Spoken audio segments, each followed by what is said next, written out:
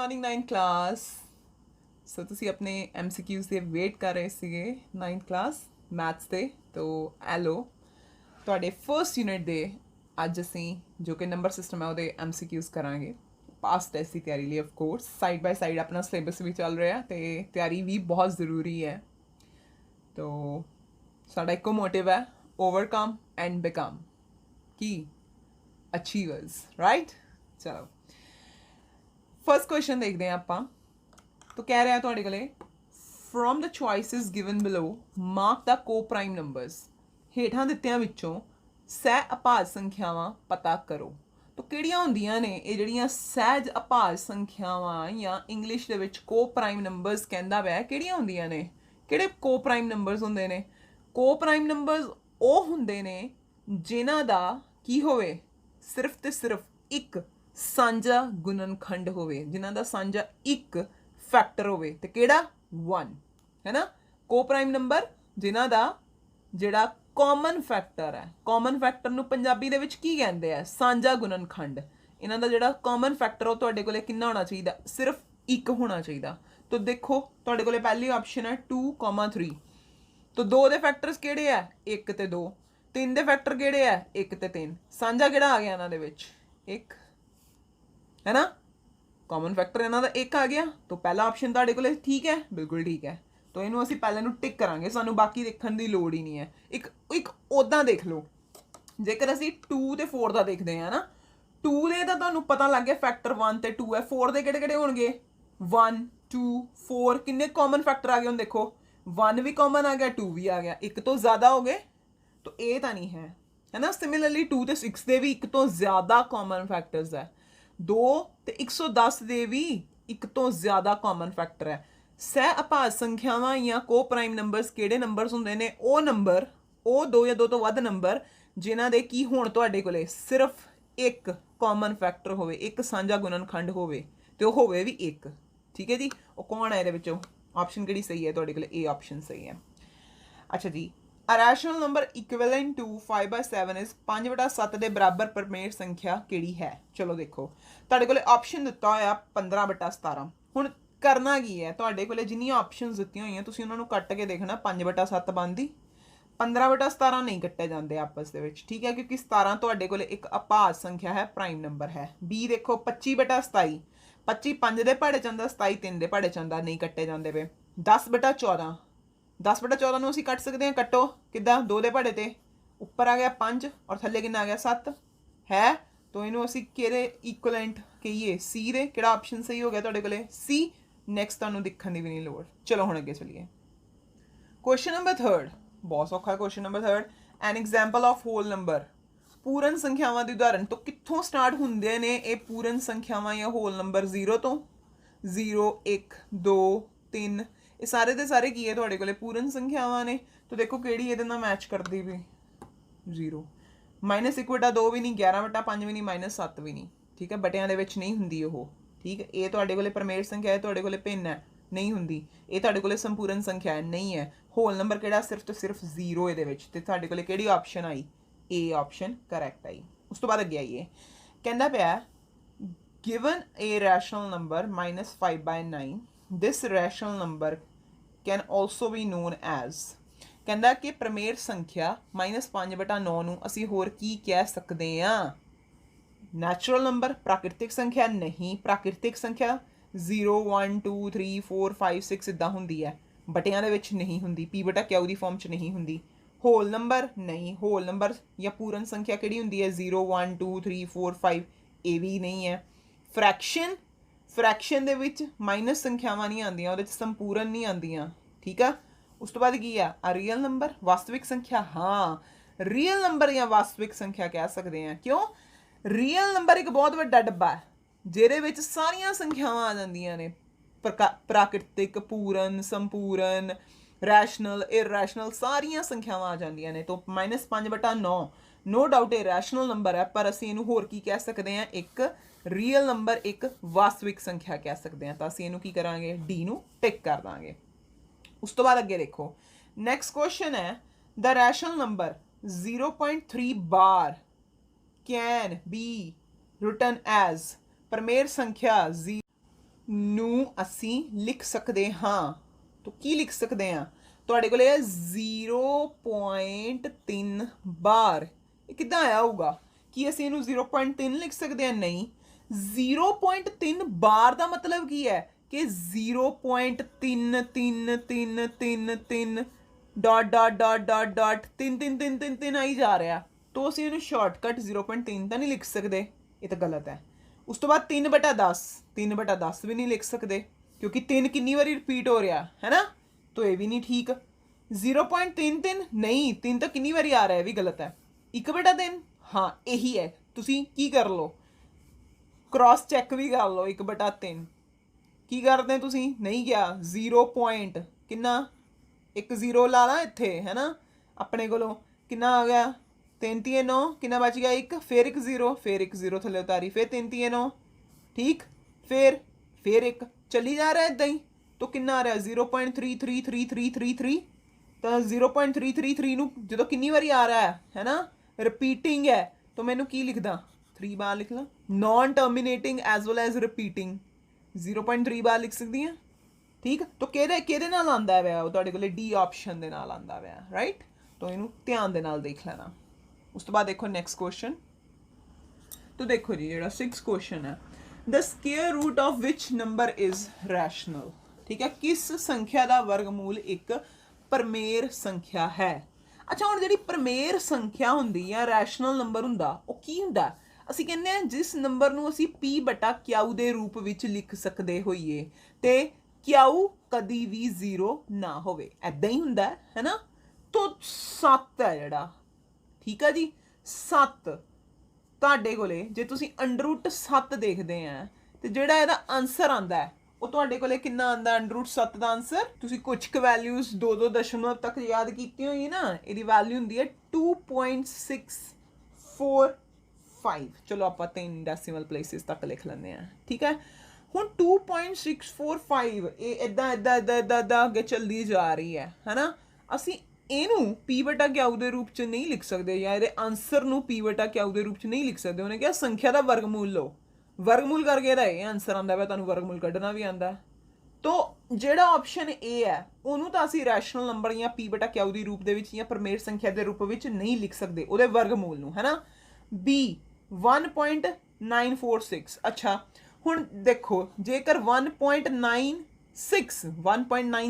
not 46 1.96 ਆਂਦਾ ਪਿਆ, ਉਹ ਕਦੋਂ ਆਇਆ ਹੋਊਗਾ? ਤੁਹਾਨੂੰ ਪਤਾ 196 ਕਿਹੜਾ ਹੁੰਦਾ? 14 ਦਾ ਵਰਗ ਹੁੰਦਾ। ਹੁਣ ਇੱਥੇ ਦਸ਼ਮਲਵ ਲੱਗ ਗਿਆ ਤੇ ਇਹ 1.4 ਹੋਣਾ। ਤਾਂ ਦੇਖੋ ਤੁਹਾਡੇ ਕੋਲੇ ਕਿੰਨਾ ਆ ਗਿਆ 1.4 ਆ ਗਿਆ। 1.4 ਨੂੰ ਤੁਸੀਂ ਕਿੱਦਾਂ ਲਿਖ ਸਕਦੇ? ਦੇਖੋ 14/10 ਲਿਖ ਸਕਦੇ ਹੈ ਨਾ। 14/10 ਨੂੰ ਫਰਦਰ ਕੱਟ ਲਓ, ਕਿੰਨਾ ਆ ਜਾਊਗਾ ਤੁਹਾਡੇ ਕੋਲੇ 7/5 ਹੈ ਨਾ। ਤਾਂ 7/5 ਕੀ ਬਣ ਗਈ? 1 ਪਰਮੇਰ ਸੰਖਿਆ ਬਣ ਗਈ, ਇੱਕ ਰੈਸ਼ਨਲ ਨੰਬਰ ਬਣ ਗਿਆ। ਅੱਛਾ ਜੀ ਫਿਲਹਾਲ ਸਾਡੇ ਕੋਲੇ B ਆਨਸਰ ਆ ਗਿਆ। B ਆਨਸਰ ਅਸੀਂ ਲੱਭ ਲਿਆ। C ਵੀ ਦੇਖੋ, C ਦੇ ਵਿੱਚ ਕੀ ਲਿਖਿਆ ਉਹਨੇ? C ਵਿੱਚ ਉਹਨੇ ਲਿਖਿਆ ਅੰਡਰ ਲਓ ਕਿਹਦਾ 0.04 ਦਾ। ਹੁਣ ਤੁਹਾਨੂੰ ਪਤਾ 4 ਕਿਹਦਾ? 4 ਇੱਕ ਪਰਫੈਕਟ ਸਕੁਅਰ ਆ ਕਿਹਦਾ? 2 ਦਾ। ਹੁਣ ਜਦੋਂ ਤੁਸੀਂ ਇਹਦਾ ਪੁਆਇੰਟ ਜਿਹੜੇ ਆ ਗਏ ਉਹਦੇ ਹਿਸਾਬ ਨਾਲ ਸੈੱਟ ਕਰ ਲਓ, ਕਿੰਨਾ ਆ ਜਾਊਗਾ ਤੁਹਾਡੇ ਕੋਲੇ 0.2 ਆਨਸਰ ਆ ਜਾਊਗਾ। 0.2 ਨੂੰ ਜਰਾ ਫਰਦਰ ਲਿਖ ਲਓ, ਕੀ ਲਿਖ ਸਕਦੇ? 2/10 2/10 ਨੂੰ ਕੱਟੋ, ਕਿੰਨਾ ਆ ਗਿਆ 1/5 ਹੈ ਨਾ। ਤਾਂ ਜਿਹੜਾ ਅੰਡਰ ਨੂੰ ਹੱਲ ਕਰਕੇ ਜਿਹੜਾ ਆਨਸਰ ਆਂਦਾ ਪਿਆ ਉਹ p/q ਦੀ ਫਾਰਮ ਦੇ ਵਿੱਚ ਲਿਖ ਸਕਦੇ ਪਏ ਆ ਨਾ ਅਸੀਂ। ਤਾਂ ਇਹਦਾ ਮਤਲਬ C ਆਪਸ਼ਨ ਵੀ ਤੁਹਾਡੇ ਕੋਲੇ ਕੀ ਹੈ? ਕਰੈਕਟ ਹੈ। ਹੁਣ 13 ਦਾ ਜਿਹੜਾ ਅੰਡਰ ਹੈ ਠੀਕ ਹੈ, ਅੰਡਰ 13 ਨੂੰ ਜਦੋਂ ਅਸੀਂ ਸੋਲਵ ਕਰਦੇ ਪਏ ਆ ਤਾਂ ਜਿਹੜਾ ਆਨਸਰ ਆਊਗਾ ਉਹ ਤੁਹਾਡੇ ਕੋਲੇ ਇੱਕ ਦਸ਼ਮਲਵ ਦੇ ਵਿੱਚ ਆਨਸਰ ਆਊਗਾ ਠੀਕ ਹੈ। ਉਹ ਜਿਹੜਾ ਦਸ਼ਮਲਵ ਹੈ ਚੱਲੀ ਜਾਊਗਾ ਚੱਲੀ ਜਾਊਗਾ ਚੱਲੀ ਜਾਊਗਾ। ਉਹ ਜਿਹੜੇ ਇਹ ਜਿੱਦਾਂ ਹੁਣ ਅੰਡਰ 7 ਹੈ 2.645 ਐਂਡ ਅੱਗੇ ਸੋ ਔਨ ਚੱਲਦਾ ਪਿਆ। ਇਹ ਜਿਹੜੇ ਡੈਸੀਮਲ ਨੇ ਜਿਹੜੇ ਨॉन ਟਰਮੀਨੇਟਿੰਗ ਹੈ, ਇਹ ਕਿਹਨਾਂ ਦੇ ਟਾਈਪ ਹੈ? ਇਹ ਤਾਂ ਤੁਹਾਡੇ ਕੋਲ ਇਰੈਸ਼ਨਲ ਨੰਬਰ ਅਪਰਮੇਰ ਸੰਖਿਆਵਾਂ ਦੀਆਂ ਹੈ ਨਾ ਕਿਸਮਾਂ। ਇਹ ਤਾਂ ਦੋਨੋਂ ਕੀ ਹੋ ਗਏ ਨਾ, ਦੋਨੋਂ ਦੇ ਅੰਡਰ ਤਾਂ ਅਪਰਮੇਰ ਹੋ ਗਏ ਜਿਹਨਾਂ ਨੂੰ ਇਰੈਸ਼ਨਲ ਕਹਿੰਦੇ ਆ। ਬਾਕੀ ਦੋਨਾਂ ਨੂੰ ਜਦੋਂ ਅਸੀਂ ਉਹਨਾਂ ਦੇ ਅੰਡਰ ਲੈ ਕੇ ਸੋਲਵ ਕੀਤਾ ਦੋਨਾਂ ਜਾਣਿਆਂ ਨੂੰ, ਤਾਂ ਸਾਡੇ ਕੋਲੇ ਕੀ ਆਂਦਾ ਪਿਆ? p/q ਜਿਹੜੀ ਰਕਮ ਆਂਦੀ ਪਈ ਉਹਨੂੰ p/q ਦੀ ਫਾਰਮ 'ਚ ਲਿਖ ਸਕਦੇ। ਤਾਂ ਇਹਦੇ 2 ਆਨਸਰ ਕਰੈਕਟ ਹੈ, ਇੱਕ B ਤੇ ਇੱਕ C। ਨੈਕਸਟ ਕੁਐਸਚਨ ਹੈ ਸਾਡੇ ਕੋਲੇ ਕੁਐਸਚਨ ਨੰਬਰ 7। 1/7 ਅਤੇ 2/7 ਦੀ ਪਰਮੇਰ ਸੰਖਿਆ ਕਿਹੜੀ ਹੈ? ਇਹਨਾਂ ਦੇ ਵਿਚਕਾਰ ठीक है, प्रमेय संख्या किहड़ी है। Rational number between 1/7 and 2/7 is, देखो एक तो तरीका है, तुसीं की करो 1/2 दोनों का सम कर लो, फिर वारी वारी वारी वारी कड्ढी जाओ, ठीक है। हुण क्योंकि MCQ करते पे थोड़ा शॉर्टकट है ना, कुछ ट्रिक्स आनियां चाहिए ने, तो तुहाडे कोले किहड़े-किहड़े नंबर है, एक 1/7 है, एक तुहाडे कोले की है 2/7 है ना। ਅਸੀਂ ਆਪਣੇ ਕੋਲੋਂ कोई नंबर चूज कर ਲੈਣੇ, सपोज कर लो ਅਸੀਂ इधर भी 2 ਦੇ ਨਾਲ ਮਲਟੀਪਲਾਈ ਕੀਤਾ, 2 ਦੇ ਨਾਲ ਡਿਵਾਈਡ ਕੀਤਾ, ਔਰ ਦੂਜੇ ਪਾਸੇ ਵੀ ਕੀ ਕਰਤਾ, ਦੂਜੇ ਨੰਬਰ ਨੂੰ ਵੀ 2 ਨਾਲ ਮਲਟੀਪਲਾਈ 2 ਨਾਲ ਡਿਵਾਈਡ। ਉੱਤੇ ਕਿੰਨਾ ਆਨਸਰ ਹੋ ਗਿਆ 2, ਥੱਲੇ ਕਿੰਨਾ ਹੋ ਗਿਆ ਤੁਹਾਡੇ ਕੋਲੇ 14 ਹੈ ਨਾ। ਇੱਥੇ ਕਿੰਨਾ ਹੋ ਗਿਆ ਤੁਹਾਡੇ ਕੋਲੇ 4, ਹੇਠਾਂ ਕਿੰਨਾ ਹੋ ਗਿਆ ਤੁਹਾਡੇ ਕੋਲੇ 14। ਹੁਣ ਕੀ ਕਰੋ 2/14 ਤੇ 4/14 ਦੇ ਵਿੱਚ ਕੌਣ ਕੌਣ ਆਉਂਦਾ ਪਿਆ ਤੁਹਾਡੇ ਕੋਲੇ, 3/14 ਆਉਂਦਾ ਪਿਆ। ਹੁਣ ਚੈੱਕ ਕਰੋ ਇੱਥੇ ਤੁਹਾਡੇ ਕੋਲੇ 3/14 ਹੈ ਰਕਮ, ਨਹੀਂ ਹੈ। चलो हुण की करो, फिर 1/7 है तो दूसरी कितनी है तुहाडे कोले 2/7। हुण अपने कोलों पहलां तुसीं 2 दे नाल मल्टीप्लाई तो डिवाइड कीता सी, हुण अपने कोलों 3 दे नाल मल्टीप्लाई करो तो डिवाइड करो, इनू भी 3 दे नाल मल्टीप्लाई करो तो डिवाइड करो, कितना आ जाऊगा इत्थे उपर 3/21, इधर कितना आ जाऊगा तुहाडे कोले 6/21 आ जाऊगा। 3/21 ते 6/21 है ना, तो 3/21 आ गया तुहाडे कोले, फिर 4/21 आ गया तुहाडे कोले, फिर 5/21 आ गया, फिर तुहाडे कोले फिर तुहाडे कोले 6/21 आया। तुसीं की कीता, ਜਿਹੜਾ 3/3 ਦੇ ਨਾਲ ਦੋਨੇ ਰਕਮਾਂ ਨੂੰ ਗੁਣਾ ਕਰਨ ਤੇ ਜਿਹੜੇ ਦੋ ਨੰਬਰ ਆਂਦੇ ਪਏ ਸੀਗੇ ਉਹਨਾਂ ਦੇ ਵਿੱਚ ਸਾਰੀਆਂ ਸੰਖਿਆਵਾਂ ਲਿਖ ਲੀਆਂ। ਕਿਹੜੀ ਕਿਹੜੀ ਆ ਗਈ 4/21 5/21। ਹੁਣ ਦੇਖੋ ਕੋਈ ਹੈ ਤੁਹਾਡੇ ਕੋਲੇ, ਹੈਗੀ ਇਹਦੇ ਵਿੱਚ, ਹਾਂ ਮਿਲਦੀ ਪਈ ਹੈ ਨਾ, ਕਿਹੜੀ ਵਾਲਾ ਡੀ ਮਿਲਦੀ ਪਈ ਹੈ, तो ਤੁਹਾਡੇ ਕੋਲੇ डी ऑप्शन सही है, राइट। 1/14 क्यों नहीं आया, देखो 1/14 क्यों नहीं आया, क्योंकि 2/14 ਤੇ 4/14 ਦੇ ਗੱਬੇ ਕੌਣ ਆਂਦਾ ਪਿਆ 3/14। 1/14 ਛੋਟੀ ਹੈ ਇਸ ਕਰਕੇ ਨਹੀਂ ਆ ਰਹੀ। ਉਸ ਤੋਂ ਬਾਅਦ ਤੁਹਾਡੇ ਕੋਲੇ 2/21 ਕਿਉਂ ਨਹੀਂ ਆਇਆ, ਕਿਉਂਕਿ 2/21 ਵੀ ਕੀ ਹੈ, ਇਹ ਜਿਹੜੀ 1/7 ਹੈ ਤੇ ਦੂਸਰੀ ਤੁਹਾਡੇ ਕੋਲੇ ਕਿੰਨੀ ਹੈ 3/7 ਤੋਂ ਛੋਟੀ ਹੈ, ठीक है। हुण असी शॉर्टकट किद्दां लाया, असी मतलब एक नहीं लिया, असी पहला दूजा नंबर ले लिया, जिहड़ी रकम दित्ती सी क्योंकि उन्हां दे हार पहले ही बराबर सी, असी अपनी मर्जी दे नाल 2 चूज कर लिया, 2 नूं उपर ते हेठां की कीता गुणा भी कीता भाग भी कीता, साडे कोले 2 नंबर आ गए। असी उन्हां 2 नंबरां दे गब्बे एक नंबर देख लिया, किहड़ा 3/14। इहदा मतलब 1/7 ਤੇ 2/7 ਦੇ ਗੱਬੇ ਕੌਣ ਪਿਆ ਹੋਇਆ 3/14, ਰਾਈਟ। ਉਸ ਤੋਂ ਬਾਅਦ ਅਸੀਂ ਕੀ ਕੀਤਾ ਹੋਇਆ 1/7 ਨੂੰ 2/7 ਨੂੰ ਫਿਰ 3 ਦੇ ਨਾਲ ਮਲਟੀਪਲਾਈ ਕਰ ਲਿਆ, ਸਾਡੇ ਕੋਲ 3/21 ਆ ਗਿਆ ਤੇ ਇੱਕ ਪਾਸੇ 6/21 ਆ ਗਿਆ, ਮਤਲਬ 1/7 ਨੂੰ ਅਸੀਂ 3/21 ਤੇ 2/7 ਨੂੰ ਮੈਂ 6/21 ਦੇ ਵਿੱਚ ਬਦਲ ਲਿਆ। ਹੁਣ ਇਹਨਾਂ ਦੇ ਗੱਬੇ ਕਿਹੜੀਆਂ ਦੋ ਰਕਮਾਂ ਆਉਂਦੀਆਂ ਪਈਆਂ, 4/21 ਆ ਰਿਹਾ ਤੇ 5/21 ਆ ਰਿਹਾ। ਹੁਣ ਅਸੀਂ ਦੇਖਿਆ 4 ਆਪਸ਼ਨਸ ਦੇ ਵਿੱਚੋਂ ਕੋਈ ਆਪਸ਼ਨ ਸੀ, ਹਾਂ 5/21 ਸੀ, ਅਸੀਂ ਫਟਾਫਟ ਉਹਨੂੰ ਕੀ ਕਰ ਦਿੱਤਾ ਟਿਕ ਕਰ ਦਿੱਤਾ, ठीक है ना। 1/14 ठीक है ना, 2/21 ठीक है ना, 5/14 ठीक है, ठीक है जी। केड़ा आंसर ठीक है 5/21 वाला आंसर ठीक है। उस तो बाद आओ 8th क्वेश्चन ते, the number 1.10101001 4 times 01 dash dash dash is केड़ी संख्या है, ਜਿਹੜੀ ਇਹ संख्या ਇੰਨੀ ਵੱਡੀ ਦਿੱਤੀ ਹੋਈ ਹੈ, ਇੰਨਾ ਵੱਡਾ ਦਸ਼ਮਲਵ ਦਿੱਤਾ ਹੋਇਆ ਜਿਹੜਾ ਚੱਲੀ ਜਾ ਰਿਹਾ ਹੈ ਨਾ, ठीक है, नॉन टर्मिनेटिंग है, चल रहा है और चली जा रहा है, रिपीटिंग नहीं है, रिपीट नहीं हो रहा, नवा नवा नवा नवा नवा नवा आ रहा है। ਉਹਨੂੰ ਕੀ ਕਹਿੰਦੇ ਆ, ਇਹ ਜਿਹੜੀਆਂ ਦਸ਼ਮਲਵ ਦੀਆਂ ਜਿਹੜੀਆਂ ਟਾਈਪ ਆਫ ਡੈਸੀਮਲ ਹੈ, ਇਹ ਕਿਹਨਾਂ ਦੇ ਹੁੰਦੇ ਨੇ, ਨਾ ਪ੍ਰਾਕਿਰਤਿਕ ਦੇ, ਨਾ ਹੋਲ ਦੇ, ਨਾ ਰੈਸ਼ਨਲ ਦੇ, ਕਿਹਨਾਂ ਦੇ ਹੁੰਦੇ ਨੇ ਇਰੈਸ਼ਨਲ ਦੇ। ਤਾਂ ਕਿਹਨੂੰ ਫਟਾਫਟ ਟਿਕ ਕਰੋ ਇਰੈਸ਼ਨਲ ਨੂੰ, ਠੀਕ ਹੈ ਜੀ। ਲਓ ਹੁਣ ਕੁਐਸਚਨ ਨੰਬਰ ਦੇਖਦੇ ਆ 9th। ਲਓ ਜੀ 9th ਕੁਐਸਚਨ ਦੇਖੋ, ऑन एडिंग जोड़न ते किनू 2√3 ਅਤੇ 3√2 सानू की प्राप्त होएगा, वट वी विल गेट। तो ठीक है ध्यान ना देखो, किनू जोड़न नू कहंदा पिया 2√3 नू प्लस 3√2 नू।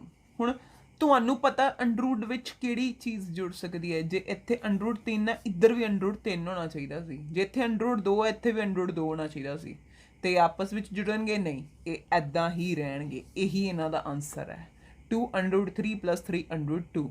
ਤਾਂ ਤੁਸੀਂ ਦੇਖੋ ਸੇਮ ਰਕਮ ਹੀ ਹੈ, ਬਸ ਵਿੱਚ ਗੱਬੇ ਪਲੱਸ ਦਾ ਨਿਸ਼ਾਨ ਹੈ ਕਿਤੇ, ਹਾਂ ਬਿਲਕੁਲ ਆ ਸੀ ਪਈ ਹੈ। ਇਹਨੂੰ ਅਸੀਂ ਕੀ ਕਰਾਂਗੇ ਟਿਕ। ਹੁਣ ਜਿਹੜਾ ਕੋਈ ਕੀ ਕਰੂਗਾ 2 + 3 5 ਤੇ √3 + √2 √5 ਲਿਖ ਦੂਗਾ ਤੇ ਪਹਿਲੇ ਨੂੰ ਟਿਕ ਕਰ ਦੂਗਾ, ਗਲਤ ਹੋ ਜਾਊਗਾ।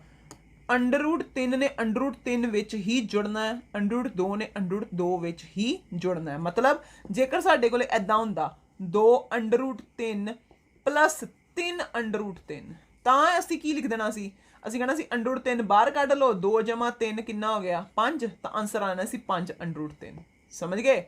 ਪਰ ਇੱਥੇ √3 ਹੈ, ਇੱਥੇ √2 ਹੈ, ਦੋਨੋਂ ਅਲੱਗ-ਅਲੱਗ ਹੈ। ਤਾਂ ਕਿਹੜੀ ਆਪਸ਼ਨ? ਸੀ ਆਪਸ਼ਨ ਸਹੀ ਹੈ। ਉਸ ਤੋਂ ਬਾਅਦ ਆ ਜਾਓ, on dividing 6 √27 by 2 √3 we get 6 √27 ਨੂੰ 2 √3 ਨਾਲ ਭਾਗ ਕਰਨ ਤੇ ਕੀ ਮਿਲਦਾ ਹੈ? ਤਾਂ ਭਾਗ ਕਰਨ ਤੇ ਕੀ ਮਿਲਦਾ ਹੈ ਕਰਕੇ ਦੇਖਣਾ, ਫਿਰ ਆਪਣੇ ਆਨਸਰ ਨੂੰ ਆਪਸ਼ਨਸ ਦੇ ਨਾਲ ਮਿਲਾਣਾ। ਇਹਨੂੰ ਭਾਗ ਕਿੰਨਾ ਕਰਨਾ? 2 √3 ਦੇਣਾ। ਓਕੇ, ਇਹ ਦੇ ਨਾਲ ਕੱਟਿਆ ਗਿਆ 2 3 6 है ना। अच्छा जी, कितना आ गया ਤੁਹਾਡੇ ਕੋਲ? देखो ਇਹ ਤੁਹਾਡੇ ਕੋਲ ਆ ਗਿਆ 3। ਹੁਣ ਅੰਡਰ ਰੂਟ ਉੱਪਰ ਵੀ ਹੈ ਹੇਠਾਂ ਵੀ ਹੈ, ਇਕੱਠਾ ਕਰ ਲਾਂ 27 ਬਟੇ ਦੇ ਵਿੱਚ ਕਿੰਨਾ 3 3 ਨਾਲ 27 ਅੰਡਰ ਰੂਟ ਕਿੰਨਾ ਆ ਗਿਆ 3 ਅੰਡਰ ਰੂਟ 9 ਕਿੰਨਾ ਹੁੰਦਾ 3 3 ਗੁਣਾ 3 ਕਿੰਨਾ ਆਨਸਰ ਆ ਗਿਆ ਤੁਹਾਡੇ ਕੋਲ 9। ਚੈੱਕ ਕਰੋ ਕਿੱਥੇ ਹੈ 9। ਹਾਂ, ਆ ਸੀ ਆਪਸ਼ਨ ਹੈ। ਹੁਣ ਜੇ ਕੋਈ ਕਿਸੇ ਹੋਰ ਆਪਸ਼ਨ ਨੂੰ ਟਿਕ ਕਰੂੰਗੀ ਬਿਨਾਂ ਕੱਢ ਕੇ ਫਿਰ ਗਲਤ ਹੋ ਜਾਊਗਾ।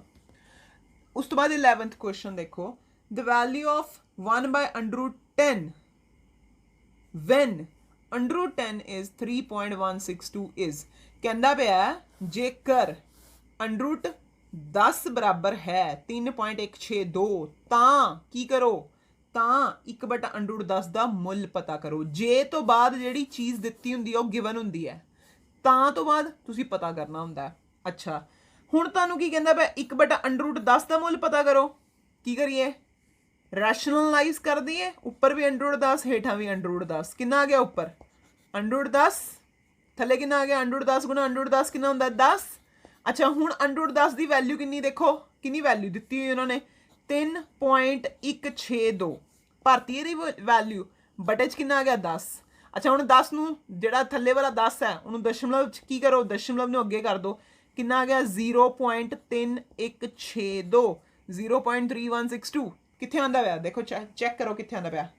ਆ ਦੇਖੋ ਪਹਿਲਾ ਆਪਸ਼ਨ ਆ ਰਿਹਾ ਤੁਹਾਡੇ ਕੋਲੇ, ਤੁਸੀਂ ਇਹਨੂੰ ਕੀ ਕਰ ਦੋਗੇ? ਆਪਟ ਕਰ ਲੂੰਗੇ, ਇਸ ਨੂੰ ਟਿਕ ਕਰ ਦੋਗੇ, ਇਹਦੇ ਵਾਸਤੇ ਜਿਹੜਾ ਇਹਦਾ ਸਰਕਲ ਹੋਊਗਾ ਉਹਨੂੰ ਬਲੈਕ ਕਰ ਦੋਗੇ। ਠੀਕ ਹੈ, ਸੌਖਾ ਹੀ ਹੈ ਨਾ। ਤਾਂ ਤੁਹਾਨੂੰ √10 ਦਾ ਵੈਲਿਊ ਦਿੱਤੀ ਹੋਈ, ਤੁਹਾਨੂੰ ਇਹਦੀ ਵੈਲਿਊ ਪੁੱਛੀ 1/√10 ਦੀ ਰੈਸ਼ਨਲਾਈਜ਼ ਕਰ ਦਿੱਤਾ ਅਸੀਂ, ਤੇ ਫਿਰ ਜਿੱਥੇ √10 ਹੈ ਉਹਦੀ ਵੈਲਿਊ ਪੁੱਟ ਕਰ ਦਿੱਤੀ, ਤਾਂ ਫਿਰ ਸਿਰਫ ਡੈਸੀਮਲ ਲਾਣਾ ਰਹਿ ਗਿਆ। ਤਾਂ ਬਹੁਤ ਸੌਖਾ ਕੁਐਸਚਨ ਸੀ। ਆਓ 12th ਕੁਐਸਚਨ ਤੇ।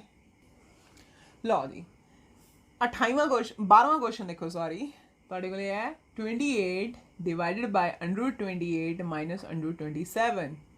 ਠੀਕ ਹੈ ਜੀ, 28 ਬਟਾ √28 ਮਾਈਨਸ √7 ਕੀ ਹੋਊਗਾ ਇਹਦਾ ਆਨਸਰ?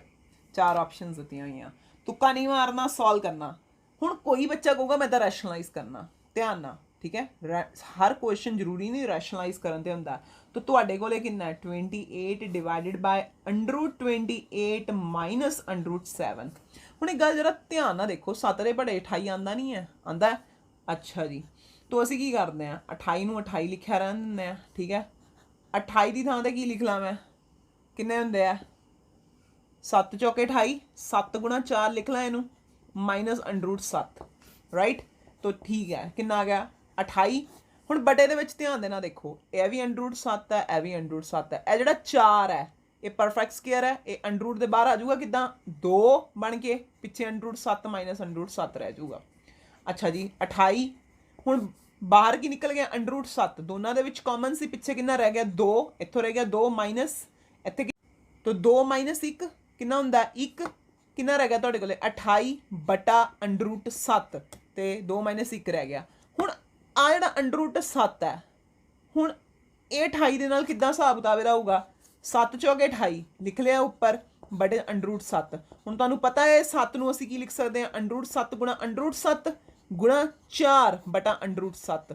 √7 ਨਾਲ √7 ਕੱਟਿਆ ਗਿਆ, ਤੁਹਾਡੇ ਕੋਲੇ ਕਿੰਨਾ ਆਨਸਰ ਆ ਗਿਆ? ਤੁਹਾਡੇ ਕੋਲ ਆ ਗਿਆ 4 √7 ਆਨਸਰ ਆ ਗਿਆ। ਠੀਕ ਹੈ, ਹੁਣ ਜੇ ਤੁਸੀਂ ਬਿਨਾਂ ਸੋਲਵ ਕੀਤੇ ਤੁੱਕਾ ਮਾਰਿਆ ਗਲਤ ਹੋ ਜਾਣਾ। ਤਾਂ ਕਿੰਨਾ ਆਨਸਰ ਹੈ 4 ਗੁਣਾ √7, 4 × √7। ਤਾਂ ਇਹ ਆਪਸ਼ਨ ਬਿਲਕੁਲ ਮੈਚ ਕਰ ਰਿਹਾ ਸਾਡੇ ਨਾਲ, ਔਰ ਇਹ ਕੁਐਸਚਨ ਰੈਸ਼ਨਲਾਈਜ਼ ਕਰਨ ਤੇ ਨਹੀਂ ਹੋਣਾ। ਠੀਕ ਹੈ, ਖਿਆਲ ਰੱਖਿਓ। ਅੱਛਾ ਜੀ, 13th ਕੁਐਸਚਨ ਦੇਖੋ, 2 to power 0 plus 7 to power 0 divided by 5 to power 0 2 की घात 0 जमा 7 की घात 0 सारे दे बटे विच 5 की घात 0। अच्छा किसी की पावर 0 होंदी आंसर कितना आंदा 1। अच्छा जी प्लस 7 की पावर 0 कितना आ गया 1 डिवाइडेड बाय 1 कितना आ गया 1 प्लस 1 2 डिवाइडेड बाय 1 कितना हो गया 2। हुण किसी ने की करना उन्हें कहना एदी पावर 1 एदी पावर 1 एदी भी 2 की पावर 0 भी 1 7 की पावर 0 भी 1 5 की पावर 0 भी 1 उन्हें कहना 1 बाय 1 1 ना कितना होंदा 1 प्लस 1 है विच गब्बे प्लस भी है कितना 2 बाय 1 विच इज 2। तो देखो किहड़ा आंसर मैच करता पिया 13th का तुहाडे कोले ए ऑप्शन मैच करता पिया है ना।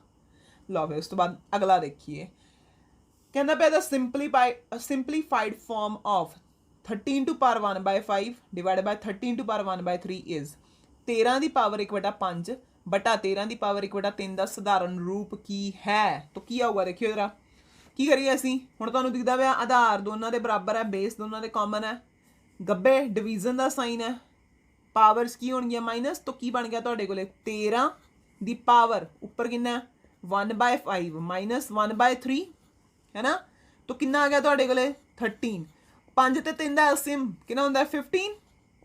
अच्छा जी 5 नूं किहना गुणा करा कि 15 आ जाए 3 उपर आ गया तुहाडे कोल 3 माइनस 3 नूं किहना गुणा करा कि 15 आ जाए 5 उपर कितना आ गया 5 ओके कितना आ गया तुहाडे कोल 13 टू पावर वड्डे जो छोटा माइनस कितना आ जाऊगा -2/15 है ना।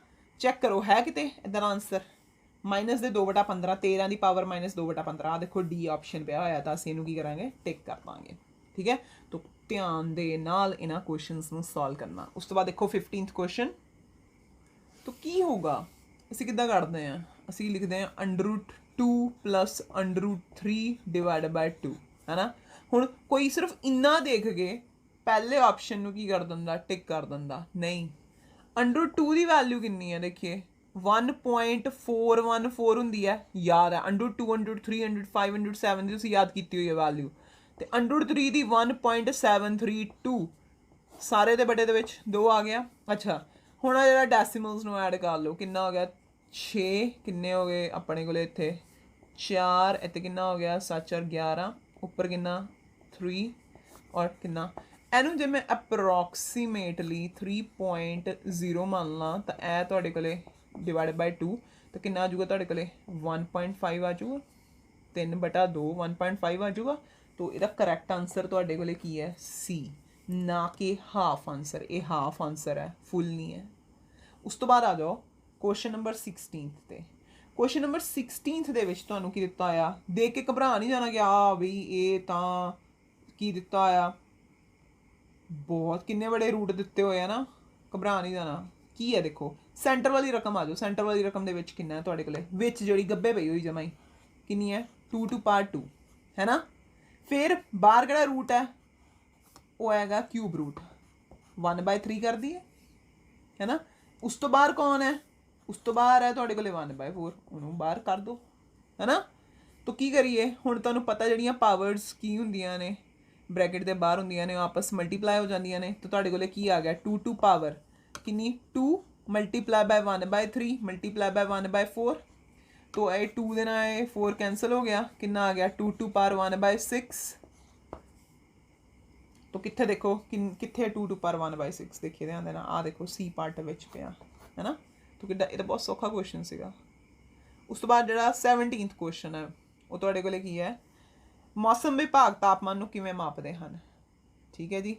मैटलर्जिकल डिपार्टमेंट हुंदा है वो टैंपरेचर नूं किद्दां मापदा है नैचुरल नंबर मनदा प्राकृतिक संख्या होल नंबर या पूर्ण संख्या रैशनल नंबर्स या इरैशनल नंबर्स परमेर या अपरमेर संख्या विचों किद्दां तापमान नूं दसदा। तो सोचो किद्दां दसदा मैटलर्जिकल डिपार्टमेंट किद्दां मौसम विभाग वाले तापमान नूं दसदे है किद्दां दसदे हुंदे है सोच के अपने आप मैनूं आंसर करना सी ते डी दे विचों है एक आंसर मैं इन्ना हिंट दे दिंदे आ ठीक है।